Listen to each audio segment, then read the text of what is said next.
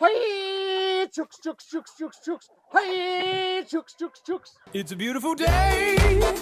There's a few bonuses looking like Cousin Nick.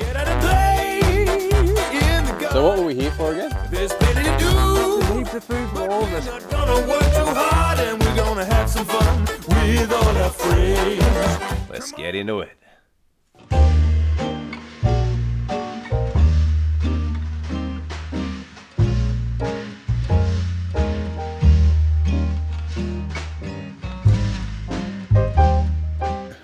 It probably took about a year of blowing stuff up and working out how to clean things, clean the oil, keep it all running smoothly. But it's worked.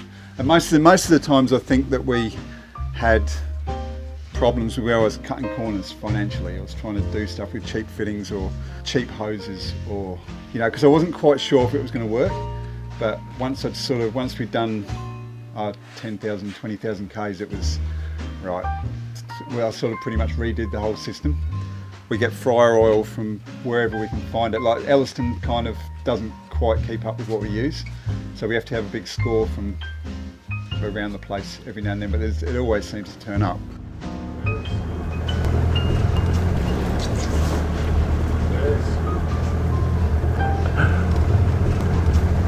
Oh, it's like a full-blown Bowser. It's like Bowser. So this out the roadhouse, pretty clean. We'll filter that out, no worries. So this is where you pay. You're lifting. Time and energy. Time and energy. So exciting. How much am I going to get out of a can? Internal combustion engines, they're they're a scourge, but they're also like, how wicked is it that I can drive to town and back on less than 2 litres of this stuff and carry my kids, my surfboards and everything else. It's amazingly efficient. Here she goes. Oh, it's so good. You don't even need a diesel pump to pump it in. I get a strong left arm. Yeah, and she goes. That is a thing of beauty. My name's Anna, and at the moment I live here in Bramfield in Eyre Peninsula, South Australia. And yeah, I'm from Adelaide originally, I'm from the city. I was drawn here because of what other people had done 20, 30 years before me here. Turned a barren landscape of old oat, wheat farming, barley farming, kind of like cropping land, into an oasis. It was built in the 30s and no one's lived in it since probably 1950 or something like that. Wow. There were a few existing fruit trees, so there was a bit of like an old garden that we could keep the energy going. Yeah. Because I really, I've always loved old gardens. There's a certain energy in there, and I just saw we had apricot trees and some apple trees. The day they came to look at it, we went and ate some apricots and was like, oh yeah, we can keep this place alive. If those trees are alive just with nobody looking after them for 20 years, then yeah, there's pretty awesome potential. I love it. It's your productive patch, but there's just beautiful stuff everywhere. So that's my daughter's influence. Water's precious, and I'm like, I'm just going to grow food. But now that we're a bit more set up, and my daughter's like, I want to grow this, Mum, I want to grow that. Flowers are amazing, and they add another element of magic and beauty. The biggest challenges I face here gardening is the extremes. It's an extreme place. It's like hot 40, we had 44 under the veranda the other day out here, and then the next day, a few days later, it's 20. Like, that's crazy for plants. Even in the middle of the day, there's very little sun hitting the ground, which I think is so important here.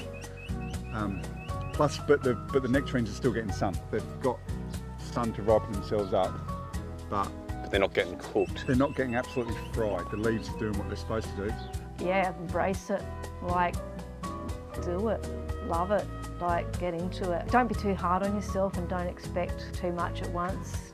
I think it's really rewarding, and don't be put off that like a tree might take 10 years to grow or to fruit. because 10 years goes past like that, and as you get older it goes like even faster. Like a lot of our trees are 20 plus years old, but then we've got some that are 10, and it's like, well, where did that 10 years go? And now we're reaping the benefits. Don't sit around and go, oh, I might not plant that because it takes too long to fruit. Just do it, because before you know it, it'll be fruiting. But be patient, you know, at the same time. Yeah.